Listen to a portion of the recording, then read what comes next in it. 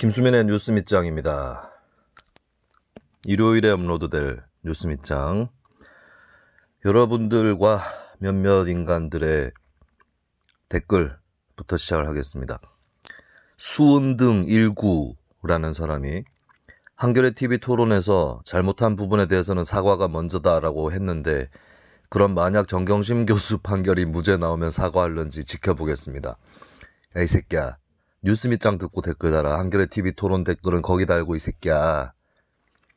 정경심 교수 판결 최종심 기다리나 본데, 이미 다 까진 건 정경심이 자기 컴퓨터로 위조한 거 다 까졌고, 차명 계좌 만들어서 범죄 수익 은닉하고 이런 거 다 까졌어요.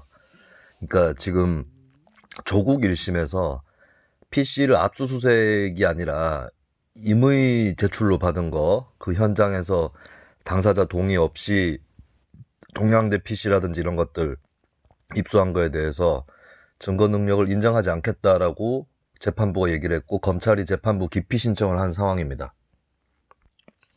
이걸 가지고 기대를 하나 본데, 이 논리가 최종적으로 대법원이라든지 이쪽에서 인정된다고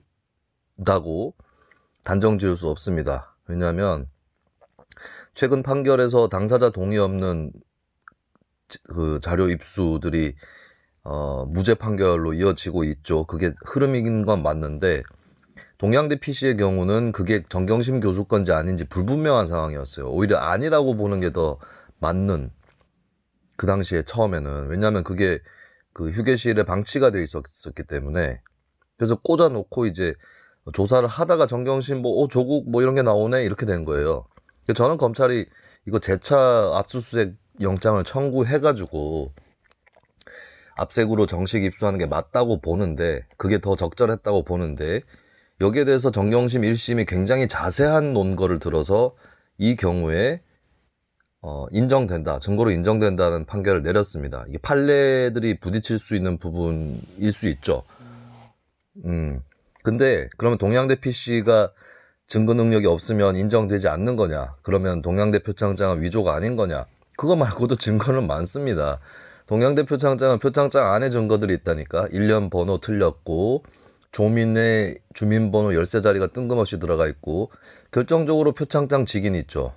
예, 직인 위치도 아들 상장이랑 직인 위치가 똑같은 것 뿐만 아니라, 굳이 대비 안 해도 직인 자체가 원래 정사각형입니다. 동양대 직인이. 근데 납작해져 있어요, 좀. 이게 뭐죠? 직인이 그런 모양이 없습니다, 학교에. 뭐죠? 컴퓨터 편집으로 만들어진 거라는 겁니다. 그리고 해상도 같은 것도 원래 동양대 표창장이랑 다르고, 동양대 표창장 양식이 다 달라요. 그리고 결정적으로 조민을 해당 프로그램, 인문학 프로그램에서 봤다는 사람이 없습니다. 그러니까 봤다는 사람은 있는데 그 프로그램이 아니야. 딴 프로그램일 가능성이 그나마 있는 거예요. 그리고 봤다고 하는 사람에게 봤다는 얘기를 들었다라고 발뺌하는 증인들도 많았습니다. 그리고 그게 한 개냐, 동양대 PC 한 개냐고, 동양대 표창장 한 개냐고 위조한 게, 조국 서울대 연구실도 압수수색을 했죠, 정식으로. 거기서 입수한 것도 있어요. 그러니까 업무방해, 사문서 위조 이런 거 못 피해 간다고. 그리고 이게 지금 입시 비리가 전부요? 사모펀드 비리하고 이건 어떡할 건데.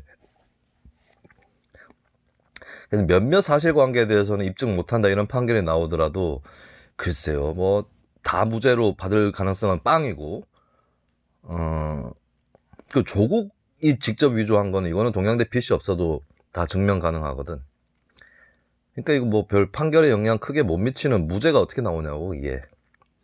응? 얘네들은 이제 15개 혐의 중에서 한 개만 무죄 나와도 무죄라고 할 판이야. 사모펀드 다 무죄라고 또 거짓말 퍼뜨리고, 뭐 하는 짓입니까? 이거 내가 언제까지 이 얘기를 해줘야 되냐? 그리고 CAA, 수민아 내가 정리해줄게. 성렬이가 총장되고 성렬이 주변에 있는 무당, 도사, 기타 무당파 애들이 조국만 죽이면 네가 왕이다 판단하고 시작된 거다 임마. 이제 무당파 다 나오잖아. 뉴스 안 보냐? 조국만 그냥 끝나면 문재인 정부는 그냥 무사했고, 이번에 대통령 선거도 하나 많아요. 이 새끼들이 니들이 그 서초동에 모여갖고 구판 벌려가지고 성렬이를 여기까지 오게 만들 거 아니야? 뭐가 뭔지 아직도 몰라?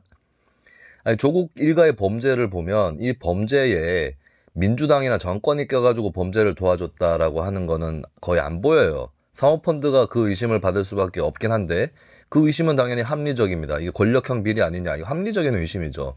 전 지금도 그게 불식됐다고 보지는 않습니다만, 근데 정권이 안 꼈으면 그냥 안 낀 대로 놔두고 수사 제대로 받게 해주고 조국 장관 임명 안 하면 되는 거였어요. 그 조국 범죄 나오잖아요, 털려서. 그럼 문재인 대통령이 사과하면 됩니다. 대국민 사과를.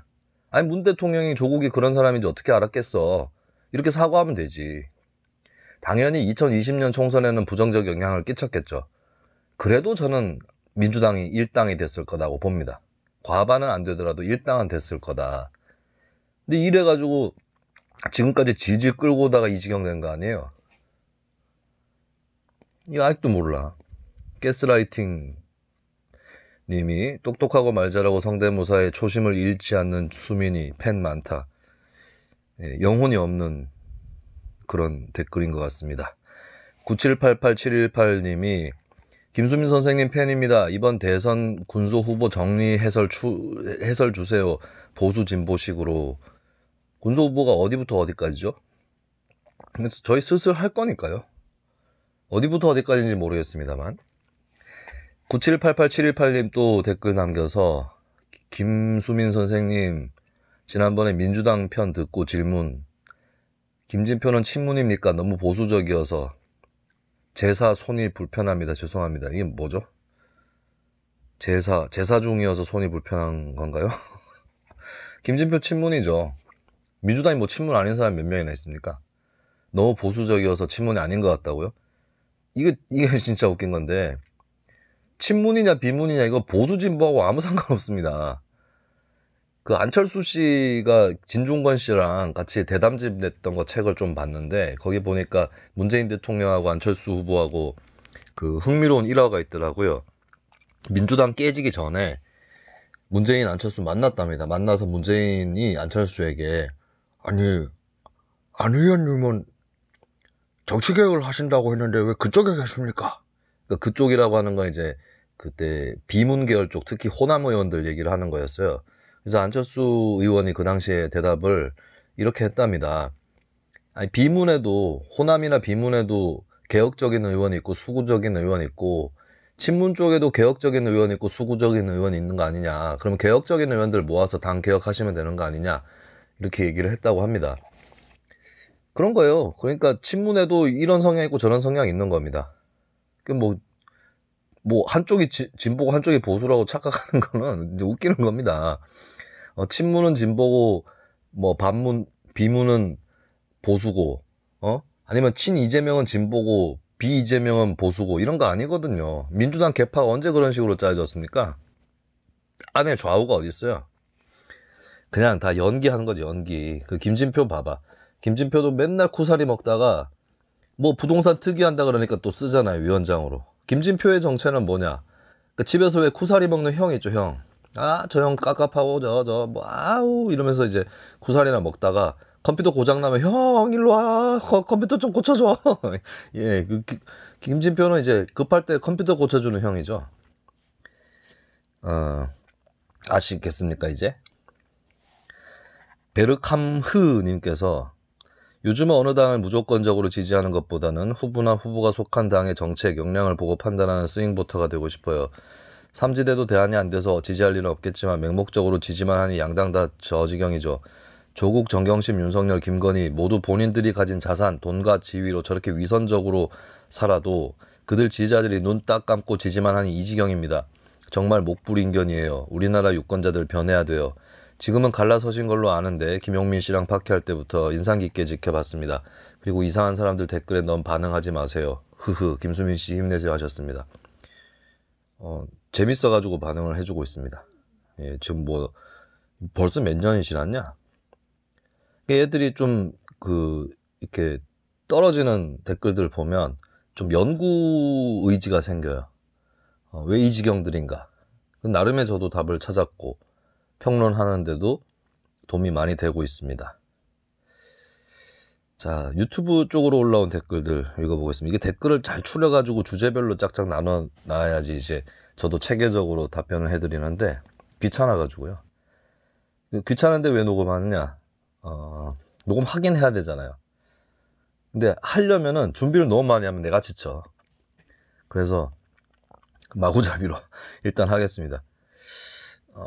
몇 가지 제가 이제 지난주에 얘기를 하다 보니까 제 자신에 대한 얘기를 좀 했었죠. 그러다 보니까 거기에 대한 소감들이 좀 올라왔습니다.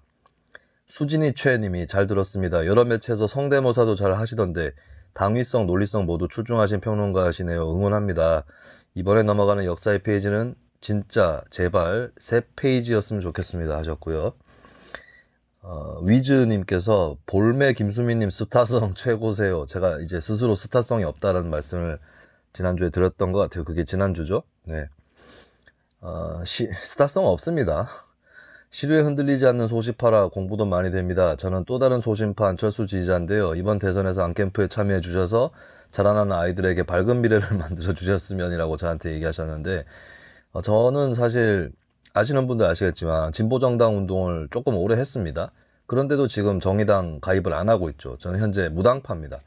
뭐 툭하면 들어와서 녹색당 어쩌고저쩌고 하는데 녹색당 탈당한 지 내가 지금 2년 정도 됐어요.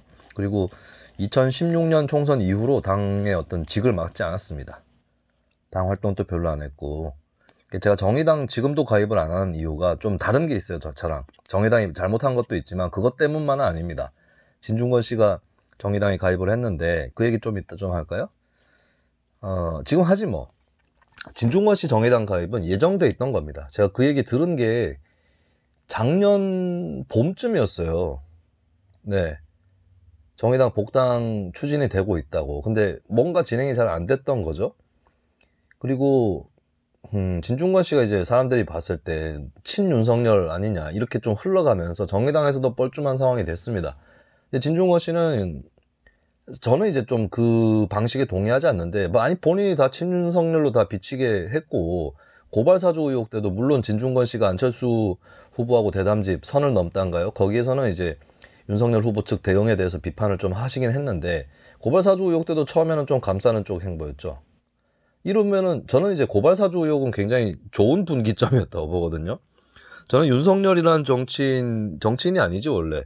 어쨌든 그 검찰총장 했던 사람이고 윤석열에 대해서 별로 싫어하는 마음이 없었는데 고발사주 의혹을 기점으로 해서 안 되겠다 저 사람은 갈라졌습니다. 근데 진중권 씨는 좀 늦었어요. 거기서 빠져나오는 게.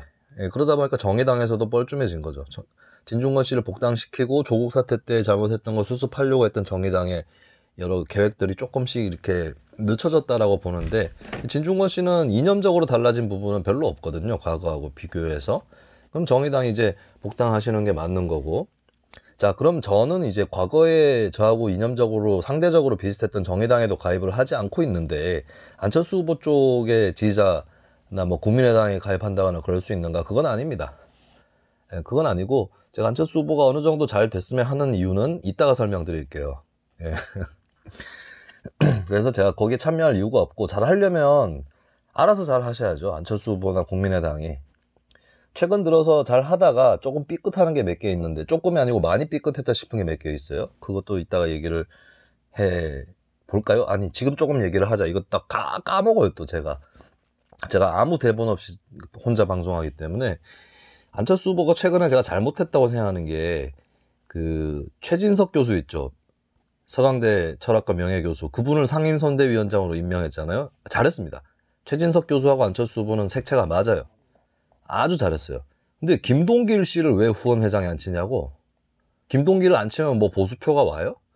그 김동길이 얼마나 불명예스럽게 정치를 그만두고 학자를 그만뒀는지 아십니까? 옛날 기억이 돼가지고 다들 잊어버리셨나 본데, 김동길 씨가 박찬종 씨하고 당을 만들어요. 원래 같은 당을 하려고 하다가 정주영이 오라고 그러니까 김동길이 갔죠. 그리고 정주영은 다시 집에 가고 김동길하고 박찬종이 다시 만나서 당을 만드는데, 당권 잡는다고 어디서 깡패 같은 애들 불러와가지고 강목 전당대회를 합니다. 그게 김동길 씨 현실 정치의 마지막 모습이었고요. 그리고 그 이후에 뭘 잘했냐고, 뭐 극우 논객이었지. 그 다음에 학자로서는 왜 은퇴하게 됐느냐? 1991년 우리가 방송에서도 다뤘던 9.11 투쟁 때 강경대 열사, 많은 분들 아실 겁니다. 강경대 열사의 죽음에 대해서 폄하하는 발언을 했다가 강의실에서 학생들의 항의로 쫓겨났어요. 그 학생들이 항의한다고 학생들이 다 옳은 건 아니지만 그 김동길이 잘 했냐고. 그러니까 그런 사람을 뭐할로 뭐 후원회장에 앉힙니까? 그러니까 국민의힘이라든지 보수층 표를 잠식하는 거는 중요하죠. 안철수 후보 입장에서는. 근데 그것도 하더라도 정도가 있다고요. 자, 이게 내가 책임질 수 있냐고 가면. 안철수 후보 정책 중에 안 맞는 것도 있고 한데 물론 심상정 후보 정책 중에서도 안 맞는 거 있어요. 예. 근데 저는 어쨌든 심상정 안철수면은 한국 정치에서 그나마 남아있는 대안이라고 보고, 더 꼬집어서 얘기하면 홍준표, 이낙연, 유승민보다 심상정 안철수가 낫지. 네, 불만 있는 분은 댓글 달아주세요. 제가 다음 주에 박살 내드리겠습니다. 이낙연, 홍준표, 유승민 나름의 강점이 있지만 그들보다는 심상정 안철수가 낫다는 겁니다. 자, 김유용님께서 오래된 애청자분이시죠. 민주당이 싫어서 윤석열로 갔다가 행보 점점 실망을 해서 역시 국힘 정당 고쳐 쓰는 거 아니구나 다시 알게 해줬네요. 안철수를 찍을 생각입니다. 제 주위에 꽤 많은 사람들이 이런 생각을 하고 있습니다. 그렇더라고요. 안철수 후보 약진이 오프라인에서도 많이 느껴지더라고요. 윤석열 후보는 뭐 나쁘게 안 보려고 노력을 해도 너무 준비가 부족하거나 좀 허황된 작전을 쓰거나 이런 것들 많은 분들이 조금씩 눈치를 채고 있고 지지층에서도 눈치를 채고 있을 거예요. 근데 타성, 관성 이런 게 붙어버려가지고 계속 지지를 하시는 분들이 있고 이건 뭐 어쩔 수 없는 것 같습니다. 그리고 앞으로 어떻게 될지는 잘 모르겠어요. 악순환의 굴레님께서 방송에서 최근 자주 보이는 것 같아서 나름 자주 봤네요. 객관적으로 얘기하려고 했던 사람 중에 하나로 보여서 좋았습니다. 방송에 나온 진행자뿐만 아니라 중립적이지 않은 사람이 너무나 많습니다. 패널 또 중립적인 사람만 나와야 되는 건 아닌지 싶어요. 너도 나도 내 편만 옳고 다른 편은 적이고 이게 정치의 기본인 협의하는 게 아니니까요. 정치 관련 모두 선거자 모두 생각이나 행동이 바꿔야 할 때입니다 하셨습니다. 생각과 행동을 바꾸기는 어렵습니다. 그래서 각자의 위치에서 최대한 선기능을 발휘를 해줘야 되는 거고 저는 중립을 지키려고 노력하지 않습니다. 그러니까 제가 지난번에도 말씀드렸는데 제가 혼자 나와서 패널인데 혼자 나오는 거 있잖아요. 진행자 한 명, 패널 한 명. 거기서는 그냥 해설 위주고 뭐 누구를 근데 거기서도 제가 비판할 건 비판합니다. 이렇게 하면 안 되는 거다. 정치를. 예, 근데 뭐 정책적으로 그 성향이 갈려 있는 상황에서 한쪽이 옳고 한쪽이 그러다 이런 얘기는 하지 않죠. 네. 그리고 문제가 있는 건 문제가 있다고 얘기해야 되는 거죠. 대표적인 게 대장동 의혹이랑 고발사주 의혹이랑 뭐 이런 데서 윤석열, 이재명 후보가 대응하는 거를 보면은 올바르게 대응한 게 별로 없거든요. 그런 거 다 지적합니다. 뭐 이러면 또 양비론 이지랄 하는데 양비론이 아니라 일비론이라니까 이 멍청이들아. 에? 윤석열, 이재명 단일화해 그냥. 똑같아 내가 하는 얘기도 니들 단일화해도. 양비 같은 소리 하고 있네. 되게 자기들이 뭐 있는 줄 아나 봐요. 니네 똑같은 애들이라니까. 같은 편인데 같은 팀으로 하면은 농갈라 먹을 게 적으니까 일부러 양쪽으로 나눠가지고 50대 50 처먹자고 나온 게 니네 아닙니까? 근데 뭔 양비론이요? 이거 누구야? 악순환의 굴레님한테 드리는 말씀 아닙니다. 네, 선풀을 읽으면서도 악플에 대응하고 있어요. 자, 기리기리님께서 제 댓글 읽어주시니 감사합니다 하셨습니다. 이분이 이제 몇 초 전은 못 참지 뭐 이런 댓글을 남겨주시던 분인데 이 몇 초 전은 못 참지 이거는 채널 알림 설정해두면 새 영상 업로드 시에 알림이 오는데 알림 오자마자 들어가면 몇 초 전에 영상이 업로드 되었다고 뜨는 것을 장난스럽게 말한 것입니다. 흐흐 하셨습니다. 모하지님께서 유일하게 믿고 듣는 평론계 버거킹 김수민. 버거킹은 좋은 의미입니까? 네, 감사합니다. 그리고 샤인머스켓님이 저번 질문 의견 감사합니다. 비인기 방송인이라니 솔직히 방송 많이 늘어나셨잖아요. 흐흐. 오늘 여론조사 보니 CBS 기준 안철수 43대 이재명 28% 나왔네요. 삼지대도 이번 선거 희망 있는 것 같습니다 하셨습니다. 제가 방송 출연이 좀 많긴 합니다. 근데 인기가 있어서 나가는 건 아닙니다. 예, 제가 나간다고 뭐 정치를 오르는 것도 아니고, 그럼 제가 이렇게 방송이 왜 늘어나냐면, 여러 요인이 있죠. 그러니까, 방송계의 풀이 좁다. 현재 확보된 풀이 좁다는 거, 있고요. 그게 가장 큰 배경이죠. 왜 하필 김수민이냐 했을 때 풀이 좁아서 그래요. 풀이 좁아서. 네, 그리고 저보다 훨씬 방송 더 나가시는 또 인기인들 있잖아요. 그분들이 살아남아 계시는 굉장히 대단한 분들인데 근데도 이제 풀이 막 이렇게 확충이 되고 이런 게 많이 적습니다. 이 바닥이. 그게 첫 번째 요인이고, 두 번째 요인은 김수민은 시청자가 좋아하는 평론가가 아니고 스탭들이 좋아하는 평론가입니다.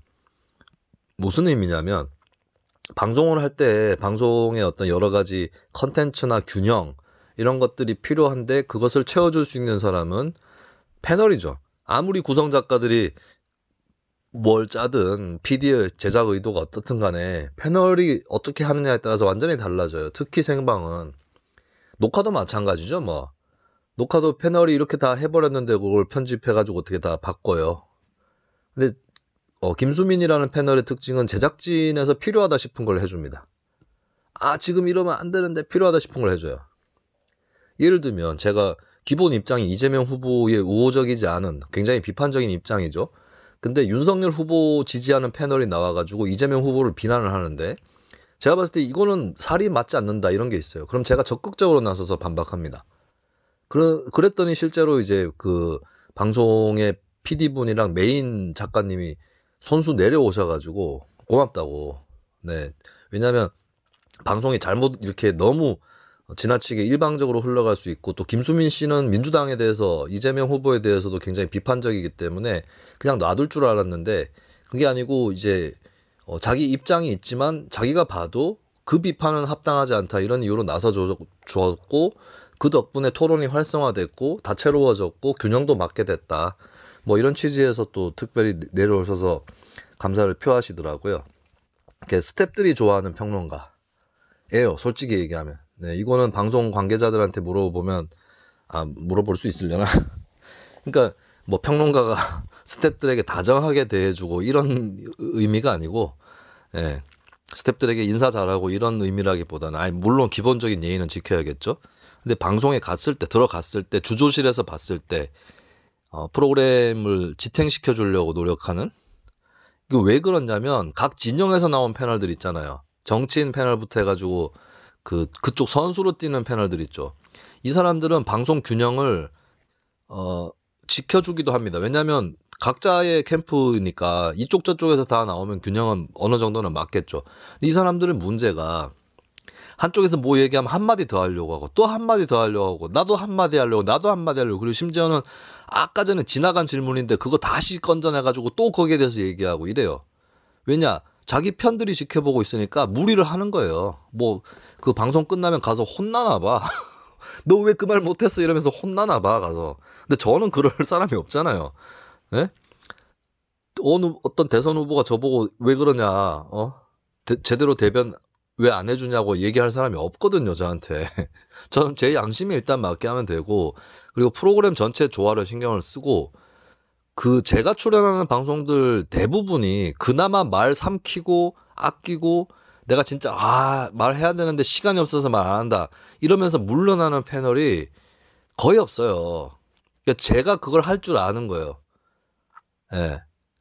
진짜 저 억울할 때 많은데 굉장히 좋은 멘트, 허를 찌르고 막 촌철살인의 멘트를 준비를 했는데 그 질문을 나한테 안 준다거나 다른 사람한테 줘버리고 나한테 엉뚱한 걸 준다거나 아니면 그 질문을 건너뛰어 버린다거나 이런 일들이 굉장히 많습니다. 근데 왜 그런 일이 벌어지느냐? 제작진이 저를 일부러 물먹인 거냐? 그게 아니고 다른 패널들이 쓸데없이 계속 끼어들어가지고 지 하나만한 얘기를 하니까 시간이 부족해져서 그런 현상이 벌어지는 거예요. 그럼 저까지 끼어들어서 난동 피워버리면 이제 프로그램 다 망가지는 거거든요. 근데 그렇게 망가뜨리지 않고 프로그램 전체의 조화라든지 진행을 신경 써주는 일종의 언더커버 같은 사람인 거죠. 제가 제작진들이 봤을 때, 제작진들이 봤을 때 김수민 같은 패널이 별로 없다. 방송 진행에 원래 의도했었던 진행에 도움을 주는 패널이 김수민이라는 사람이 없다는 거예요. 그리고 이제 제작진이 봤을 때 저 사람은 자기 의견을 되게 세게 얘기하는 토론에 부르든 아니면 혼자 나와서 해설하는 데 부르든 어느 쪽으로든 간에 다 소화 가능하다. 실제로 그 얘기를 하셨어요. 모 제작진에서. 예. 근데 김수민은 마음 놓고 부를 수 있다는 겁니다. 거꾸로. 제가 뭐 여기저기 욕도 많이 하고 욕도 많이 먹고 이래서 불안한 캐릭터라고 생각을 하실 수 있겠죠. 그럴 수 있겠죠. 근데 제작진은 그렇게 생각하지 않는다. 그래서 여러분들의 많은 악플에도 불구하고 아직까지는 방송에 출연하고 있다 이겁니다. 근데 제가 장담하는데 이번에 누가 대통령 되든 간에 저한테 보복 들어올 겁니다. 그건 장담합니다. 자, 그럼 제가 그때 어떻게 싸우는지 또 지켜보시면 되겠고요. 오늘 주제이기도 하네요.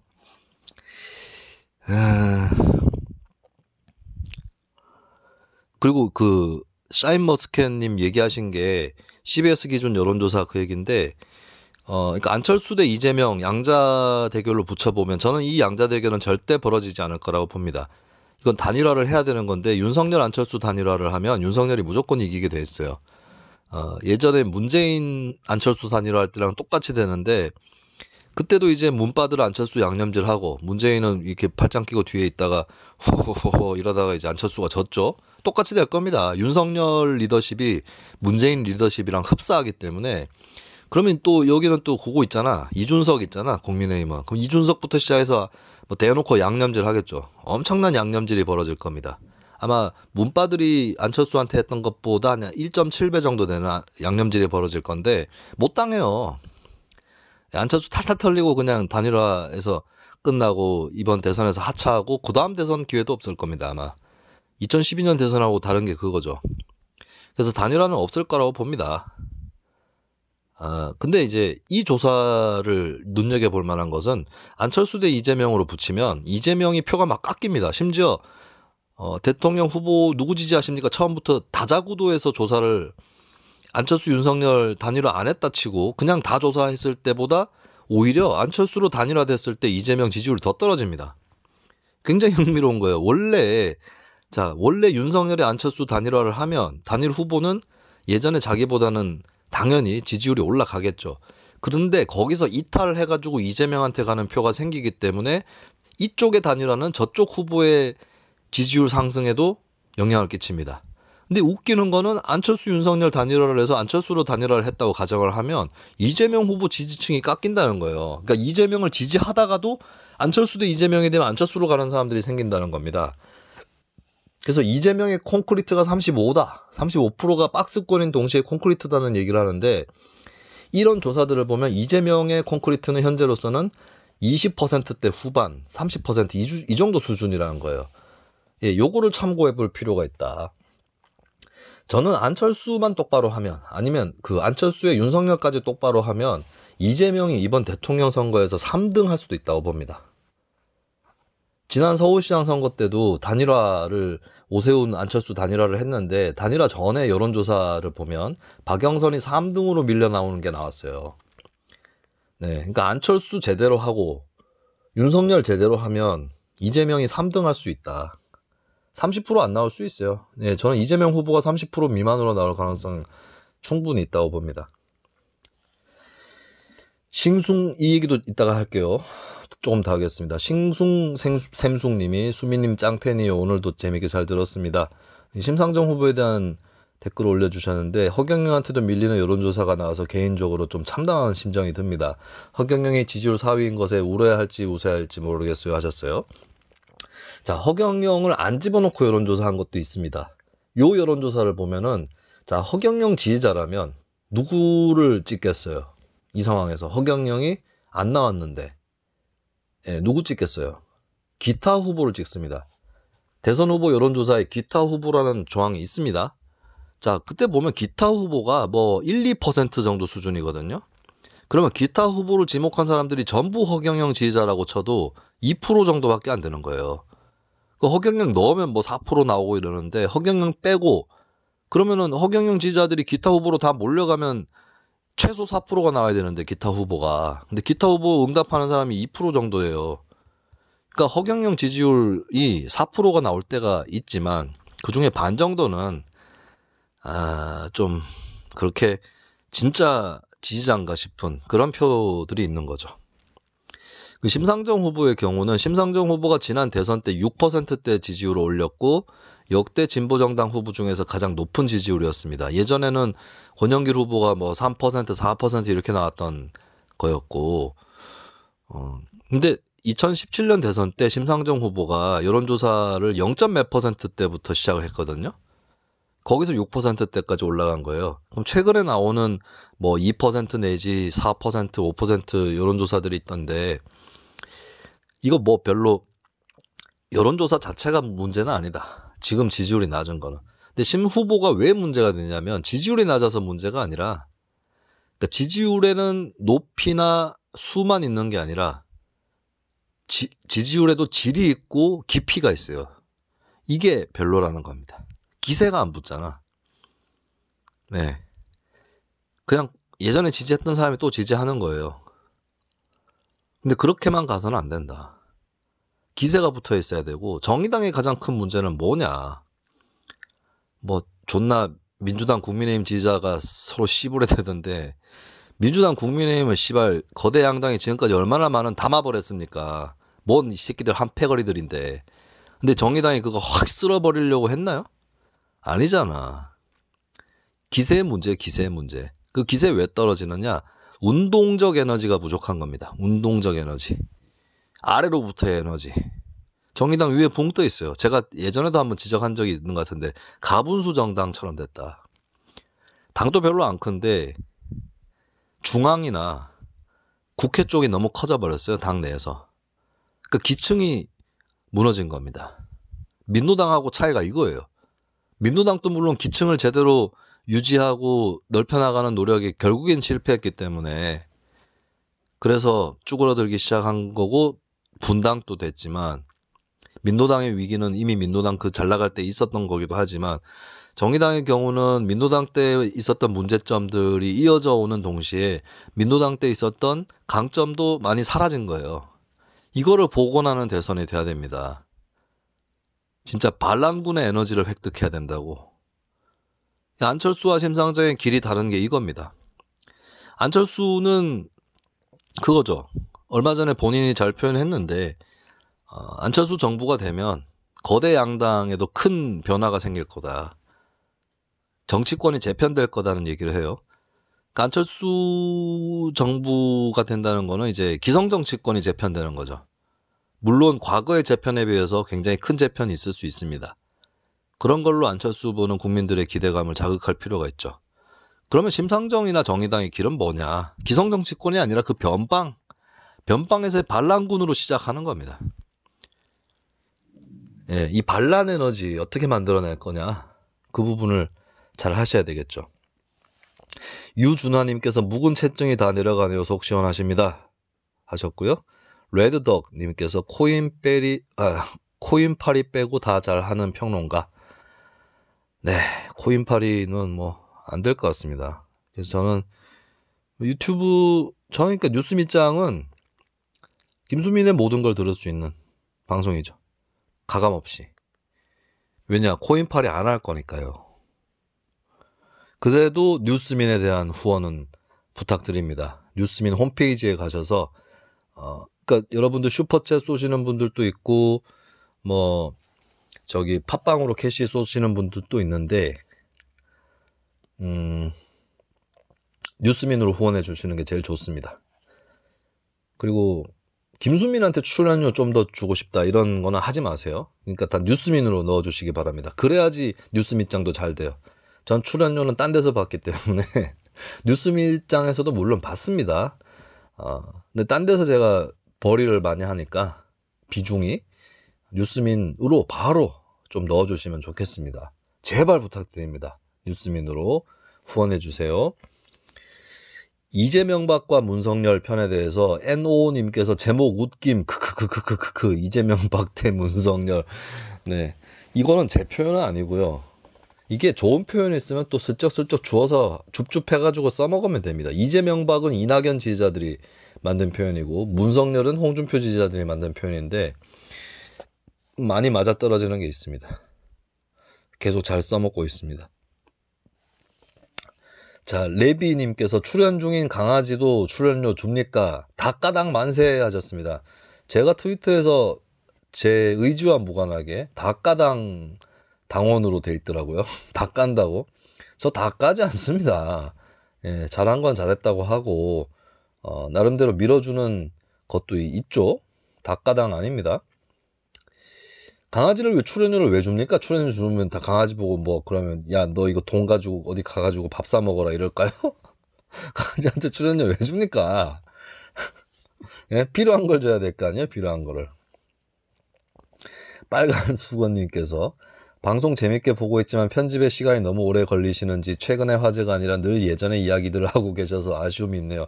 촬영하고 빨리 업로드 하시면 시의성이 보강되어서 더 재밌게 볼 수 있을 것 같아요 하셨습니다. 근데 좀 저희 방송에 대한 오해를 하신 것 같은데 저희 방송은 시간 지나고 들어도 들을 만한 게 있습니다. 예, 그때그때 뭐 즉자적인 무슨 반응이라든지 썰 흘리고 이런 게 아니기 때문에 특히 처음에 나오는 에피소드 말고 나중에 나오는 것들 있죠. 그러니까 저희가 기본적으로는 잡지로 치면 신문으로 치면 일간지가 아니고 주간지 내지는 월간지 정도의 호흡을 지향을 하고 있고요. 그리고 저희가 빨리 업로드가 안 되는 이유가 그러니까 여러분들이 후원을 해주셔야 됩니다. 뉴스민이 지금 천용길 기자가 이거 유튜브하고 팟캐스트 편집하는 사람이 아니에요 원래. 예, 뉴스민은 원래 활자 매체고 현장 취재해야 되고 이렇습니다. 또 뉴스민 부업으로 또 사업 자금을 마련해야 되니까 여기저기 사업들을 좀 따가지고 영상 편집도 해주고 하고 있기 때문에 그리고 천용길 기자도 방송인이에요. 원래 1차적으로는 신문 잡지인이지만 예, 방송인입니다. 그래서 방송도 여기저기 출연해야 되기 때문에 수요일에 업로드 되는 게 불가피한 상황이에요. 그래서 따끈따끈한 맛으로 보고 싶으시면은 일요일에 오후 8시에 격주마다 유튜브를 생방을 찾아주시면 되겠습니다. 빨리 업로드 안 됩니다. 네, 빨리 업로드 안 돼요. 수요일, 저희 일요일에 녹음하고 수요일입니다. 근데 전용길 기자가 요즘에 수요일 자정에 0시에 올려야 되는데 또 늦어가지고 이 부분은 제가 대신 사과드리겠습니다. 자, 토메이토시스님 아침 출근길에 감사히 듣겠습니다. 출근길에 들을만한가? 네, 모르겠네요. HJ님께서 안철수 후보와 김동연 후보 함께하기를 바랍니다 하셨습니다. 두 사람은 함께하게 될 가능성이 이념 스펙트럼으로 봤을 땐 좀 높죠. 예. 근데 복잡하게 계산 안 하셔야 됩니다. 둘이 함께 하려면. 근데 시너지 효과는 오히려 안철수 김동연보다 심상정 김동연이 더 높을 수도 있습니다. 안철수 김동연은 좀 뭔가 포개지잖아. 겹치잖아요. 근데 심상정 김동연이라면 묘하게 상대방의 약점을 채워주는 느낌이 드네요. 심상정 후보 같은 경우는 기획재정위원회라든지 기재부 공무원들 상대하는 상임위 활동을 오래 했거든요. 근데 심 의원 특유의 활동 방식이 있어요. 정책을 수립할 때 보수 지식인부터 불러요. 예, 바로 검증 한번 해보겠다. 그리고 저쪽의 강점은 뭐냐, 뭐 이런 것들을 타진할 수 있는 거죠. 그 다음에 공무원을 부르는데 장차관을 부르지 않습니다. 장차관을 부르지 않는 게 맞아요. 장관 차관은 국회 회의에서 상대를 해줘야지 사무실에서 따로 보는 것은 실무를 하고 있는 국장 과장급 이하들 이쪽을 불렀다고 합니다. 그리고 제일 마지막에 진보 지식인을 불렀대요. 요 일하는 방식은 괜찮다 생각합니다. 그리고 요렇게 일하는 사람들은 실무자들이 얼마나 중요하다는 걸 알고 있을 거예요.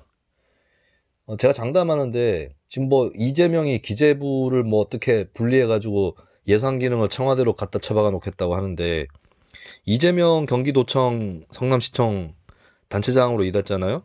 이재명 좋아하는 공무원 별로 없을 겁니다. 제가 이 부분은 뭐 여러 얘기도 들어보고 취재도 해봤는데 이재명은 공무원들이 좋아할 수 없는 사람이죠. 그리고 이재명 핵심 지지층의 문제는 그게 자랑인 줄 알아요. 정치인의 질은 공무원들이 제일 먼저 알아봅니다. 그럼 기재부 공무원들은 국회 상임위에서 만났던 심상정을 어떻게 평가할까? 저는 높은 평가를 하고 있을 거다라고 예측을 했고 이 부분도 취재를 해본 결과 그렇다. 그럼 심상정이 뭐 공무원들 철밥통 챙겨줘가지고 그럴까요? 아니죠. 공무원들이 봐도 납득할 만한 비판을 하거나 아니면 자기네들이 잘 알고 있는 거에 대해서 전달을 해주면은 잘 학습을 한다거나 이런 거예요. 좀 얘기하기 부끄럽지만 저도 시의회 의원할 때 뭐 처음에 뭐 진보 성향 의원이 처음 들어와서 뭐 좌파가 어쩌고 뭐 이랬는데 공무원들이 좋아하는 시의원 탑2에 들어갔습니다. 제가. 나머지 한 분이 저한테 막 그 자세하게 하면 자기가 1등일 거라고 그러더라고요. 제가 그분한테 뭐라 그랬냐면 7급 이하로 가면 내가 1등 한다고 얘기했습니다. 그렇더라고요. 그러니까 공무원들이 알아줍니다, 사실. 어떤 공무원은 퇴직한 공무원인데, 그분이 이제 제가 재선 도전하기 전에 먼저 퇴직을 하셨어요. 그분이 뭐라고 하셨냐면 저한테 직접 한 게 아니라 막 딴 데서 얘기한 게 제 귀로 들어온 건데, 김수민 의원 좀 싫어했는데, 자기 퇴직하고 나서 좀 지켜보니까, 김수민 의원 같은 사람 없으면 행정이 썩을 것 같다는 거예요. 예, 뭐 그런 평가를 충분히 받을 수 있어요. 열심히 하면 되는 것이고, 또 그런 의미에서 이번 대선에서도 드러났지만 국회의원 출신이 장 출신보다 낫습니다. 뭐 이준석 대표가 이재명은 장 출신이고 이래가지고 뭐 어쩌고저쩌고 하던데, 니네 후보도 장 출신이잖아. 근데 장 출신들은 그냥 지시하면 밑에 사람들이 하는 거거든요. 근데 의원은 그렇지 않습니다. 의원은 의회 결정을 만들어야 공무원들을 통제 지휘할 수 있는 것이고, 평상시에는 의원과 의원 사이에, 그리고 의원과 공무원 사이에 수평적 관계를 통해서 하는 거거든요. 굉장히 설득력을 높이고 공부도 열심히 해야 되고, 또 상대가 맞는 얘기를 했을 때 잘 듣고 참고하고 하는 이런 민주적인 능력이 대단히 중요합니다. 그거 이제 윤석열 후보도 안 되고 있는 거죠. ATRS님께서 강아지 너무 귀여움 잘 듣고 있어요 하셨습니다. 예, 동동이는 정말 귀여운데, 동동이가 진짜 귀여운 순간을 여러분들 못 보셨을 거예요. 동동이가 언제 제일 귀엽냐면 뛸 때 졸라 귀엽습니다. 예, 와, 어떻게 저렇게 귀엽게 뛰지? 막 이렇게 생각을 하게 되죠. 자, 40 전후 세대에게 2022년 대선은 무엇인가 에피소드에 대한 소감드립니다. 옷만이 반매운님께서 저는 보수고 김수민님 또래인데 이쪽 저쪽 눈치 안 보고 얘기해서 전 좋은데요? 응원합니다 하셨습니다. 네, 그리고 저는 저하고 정치 성향 다른 팬들도 좀 있어요. 제가 팬 자체는 적지만, 예, 팬 자체는 적지만 저하고 정치 성향이 다른 분들도, 그리고 자기가 정치 성향 김수민하고 다른 거 알면서 좋아하시는 분들도 있다. 에노님께서 수민이 형 갱 이상한 댓글은 차단하세요. 크크 말 섞어봐야 견적 안 나와요 하셨습니다. 이게 제임스 장이라는 사람 댓글에 대한 건데, 이 제임스 장은 그냥 굉장히 억하심정과 피해의식이나 이런 게 굉장히 심한 사람인 것 같습니다. 그러면서 자기 1971년생의 의사고 뭐 재산이 많다고 하는데, 그 얘기 그거잖아요. 나 김수민 니보다 나이 졸라 많고 까불지 마 이 새끼야, 뭐 이거 아닙니까? 나 돈 많아 이 새끼야. 그러시던가 뭐 어쩌란 말이야. 어? 그 다음에 이건 뭐 어떻게 읽어야 돼? J하고 GMOM 쯔쯔 이러니 조회수가 이 모양.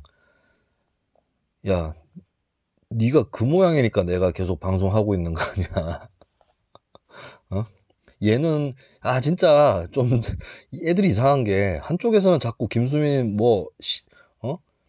센 데 붙어가지고 방송 늘었다 그러고, 센 데가 어딘데, 언제까지는 자기네들이 세다 그래놓고, 이게 금방 피해의식이야. 그러니까 우월감 쩔어가지고 까불다가 금방 피해의식이야 바로. 이게 2022년 대선의 본질입니다. 민주당이나 국민의힘이나 조금은 잘 나가면 존나 의기양양 까불다가 씨발 우리가 이겼지 뭐 이러다가 조금만 안 되면 바로 피해의식이야. 예. 그러니까 한쪽에서는 저보고 존나 어떻게 해가지고 방송 자질도 안 되는 놈이 졸라 많이 나간다고 그러고, 한쪽에서는 제가 뉴스 밑장만 하는 줄 알아요. 이게 연기인지 진짜 그렇게 하는 건지는 잘 모르겠습니다. 니네 찌질함만 자꾸 축적이 되고 있는 겁니다. 진영을 막론한 찌질함만 축적이 되고 있는 거예요. 그리고 악플 차단하라고 하셨는데요, 악플 차단 권한이 저한테 없습니다. 유튜브는 어떻게 되나? 제임스 장은 저 까부는 거 봤을 때는 좀 쓸데없이 이제 내용 없이 게시판을 어지럽혀가지고, 그리고 제임스 장에 대한 제 연구는 끝이 났습니다. 대충 어떤 유형인가. 이건 나중에 제가 책 같은 거 별로 쓸 생각이 없는데, 인터넷 그 댓글들은 제가 연구를 많이 했죠, 결과적으로. 제가 그거 연구하려고 평론가 한 건 아니지만, 그래서 요거는 언젠가는 책으로 쓸 수 있습니다. 대깨 현상에 대한 책. 예. 제가 대깨 현상에 대해서 박사무하고 대깨문 여기까지 해가지고 비교 대조, 뭐 대조할 건 별로 없어. 거의 비교야. 공통점 비교인데 책을 내려고 했는데 보니까 대깨윤이나 이쪽도 심각한 거예요. 그래서 책을 안 내고 있는 겁니다. 윤석열 쪽 대깨윤까지 포함을 해서 연구를 하려고요. 네, 그러고 난 다음에 한 뭐 올해 가을이나 내년쯤에 아마 책을 내려고 할 것 같습니다. 이거 존나 웃긴 댓글인데? 방금 전에 제가 읽어드렸죠. JGMOM. 김수민 씨는 대선 누구 찍을 거예요? 궁금. 혹 이재명? 이 새끼는, 야, 너 좀 사람 알고 댓글 달아. 어? 이제 내가 윤석열 찍는다라고 하는 오해도 거의 없어졌어요. 근데 이제 와서 이재명? 야, 진짜. 야, 이재명, 윤석열 단일화 해라. 이재명, 윤석열 단일화 해, 좀. 아, 미친 새끼들. 이 새끼들은 내가 싸우면서도 헷갈려. 이 새끼가 이재명 지지자인가 윤석열 지지자인가 헷갈리는 애들이 많아요. 점점 많아져. 아, 이게 이재명, 윤석열 지지하시는 국민들 중에도 합리적이고 좋은 분들 꽤 있습니다. 예? 근데 꼭 인터넷에는 이런 새끼들이 이제 설쳐대니까 뭐 제대로 되겠어요, 나라가.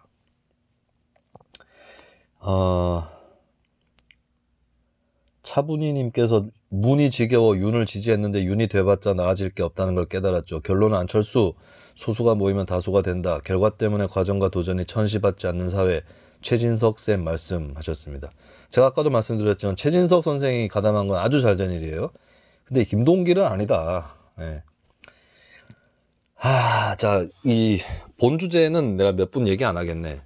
즉 꼬라지를 지금 돌아가는 꼬라지 뭐 제가 읽어드린 댓글 중에도 일부 있었는데 이번 대선에서 누가 이기는지는 별로 중요한 게 아닙니다. 이재명 후보가 연트럴파크에 가가지고 5,000표 차이로 뭐 당락이 결정될 수 있다고 얘기했는데 저도 같이 그런 생각을 해요. 저한테도 누가 이길 것 같냐고 물어보들 보시는데 제가 대답하기가 꺼려지는 이유는 사실 역대 대선은 승자가 뻔한 싸움이 많았죠. 2002년 난 노무현이 대통령 되는 건 97년부터 예언을 했으니까 2007년 이명박이 압승을 했고 2012년도 저는 박근혜 될 줄 알았고 2017년도 상식적으로는 뭐 그러니까 문재인이 안 되려면 어떤 시나리오여야 되느냐 이런 건 짚어본 적 있지만 문재인이 이기는 거였죠. 근데 이번엔 난 모르겠네.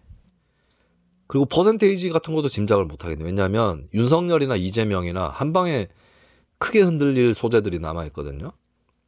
대장동 의혹은 아니 이거 지금 검찰이 이재명을 수렁에 빠뜨리기로 했나 봐요. 왜 수사를 하는데 정진상을 왜 제대로 안 하냐고. 그리고 성남시의회 의장 최윤길을 왜 이제 구속시키냐고. 최윤길은 애초부터 이 사건의 키맨이었어요. 최윤길이 없었으면 성남도시개발공사 조례를 통과시킬 수 없었다니까. 사실 의장은 시의회 표결에서 1차적으로는 표를 행사하지 않습니다. 가부동수가 나올 때 그때 행사하거나 이렇거든요. 그럼 최윤길이 어떤 역할을 했느냐. 표결을 할 때 이걸 무기명으로 한다던가 이런 회의 진행을 자기가 재량이 있으니까 그런 식으로 해버린 거예요. 그리고 민주당 의원 도움 받아가지고 그 전부터 이미 민주당 의원들 도움 받아서 의장이 됐고 그러고 나서 도시개발공사 조례 통과되기 쉽도록 그렇게 잘 절차를 꾸며서 통과시켜줬고 나중에 봤더니 화천대유의 임원으로 숨 쉰 채로 발견이 됐다 아닙니까? 41억 원 받기로 해놓고 8천만 원까지만 수령된 안타까운 사연인데 자 그럼 최윤길이 어떻게 해서 그렇게 움직였고 최윤길을 민주당 성남시의원들이 의장으로 만들어준 건데 그럼 그 윗선을 찾아야 될 거 아닙니까? 의원들끼리 그렇게 한다고? 한국지방의회에서 의원들끼리 그렇게 한다고요?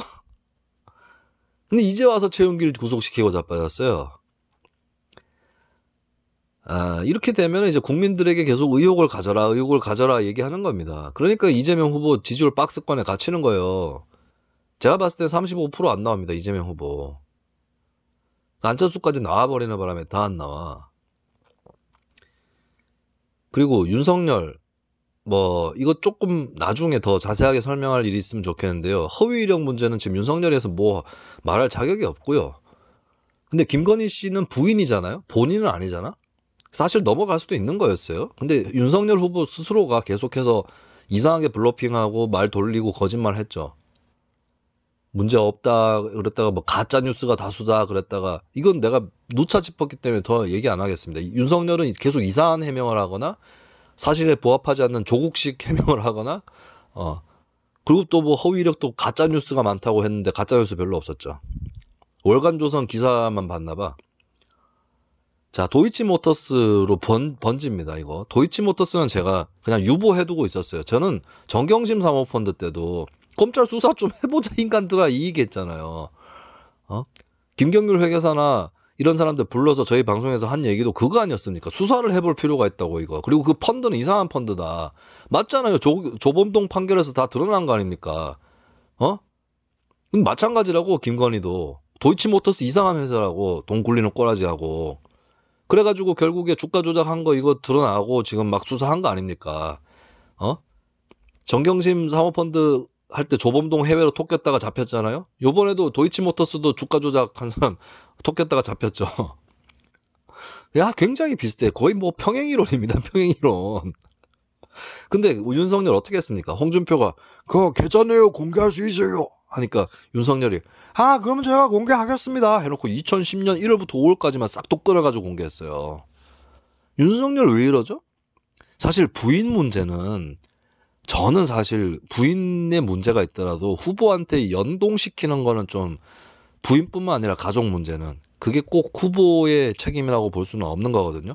근데 윤석열 후보 대응이 문제가 되는 거예요. 그리고 김건희 씨의 재산 형성 과정은 지난 2019년에 윤석열 총장 후보자 시절에 청문회 때 문제가 됐던 건데, 그거 아직도 자료 안 내고 있어요. 그때도 막 뭉개고 안 냈거든요. 자, 요 문제는 저도 취재를 하고 있습니다. 도이치모터스는 제가 참다 못해서 취재를 하기로 했습니다. 검찰 수사나 이런 거나 지켜보려고 했는데 취재를 하기로 했고, 아마 설 이후에 도이치모터스 문제를 다뤄보도록 하겠습니다. 하다 안 되면 전문가 부르지 뭐. 사람 부르지. 예. 코링크피 때 김경률 회계사 불렀듯이 도이치모터스도 사람 부르죠 뭐. 네.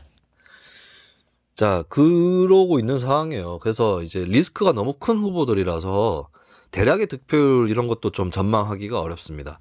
근데 일단 리스크 이런 게 굉장히 크게 터진다. 그러니까 상대 후보에 비해서 이재명 윤석열 후보가 한쪽 후보에 비해서 다른 한쪽이 너무 크게 터진다. 이런 게 아니라면, 현재까지 왔던 흐름이 계속 된다고 했을 때는 저도 이재명 후보의 의견처럼 이재명 윤석열 후보 간의 표 차이는 얼마 안 날 거라고 봐요.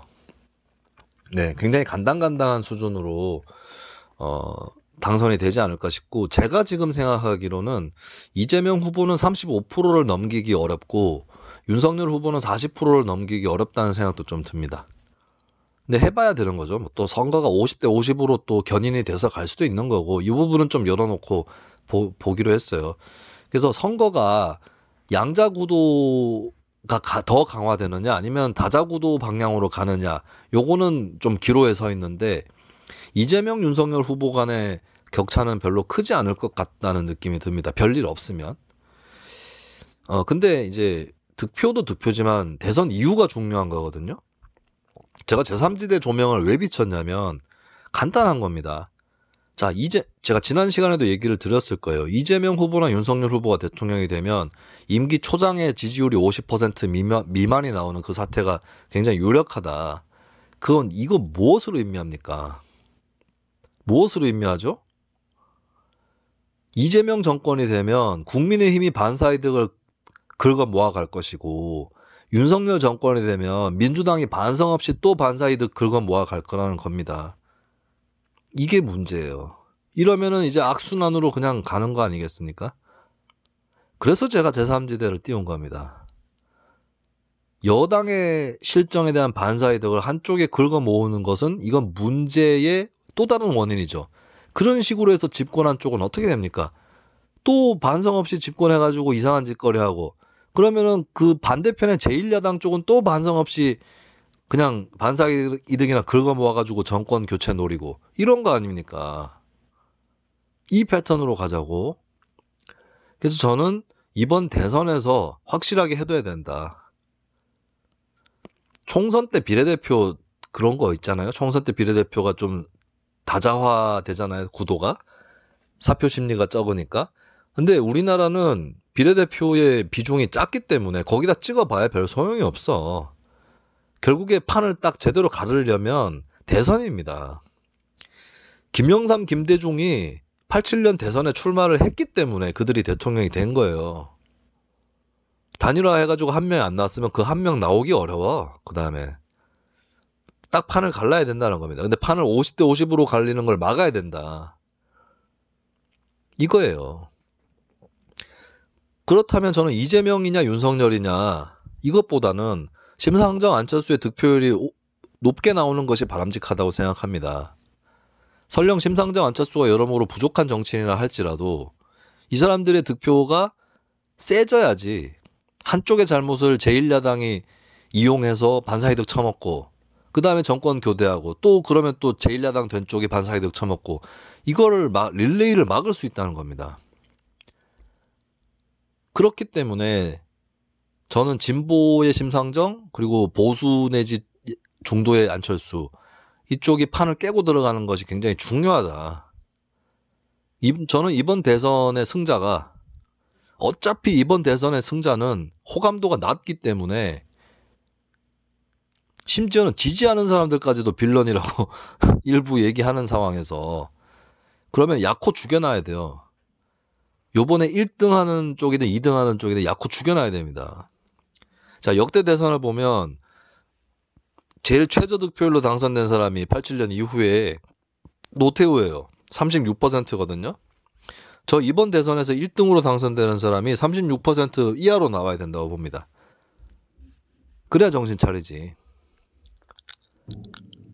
그리고 윤석열이나 이재명이나 뭐 지지율이 30% 이상 나오는 거는 부당하게 점유하고 있는 거죠. 그 사람이 무슨 그런 실력들이 됩니까? 그 사람들이.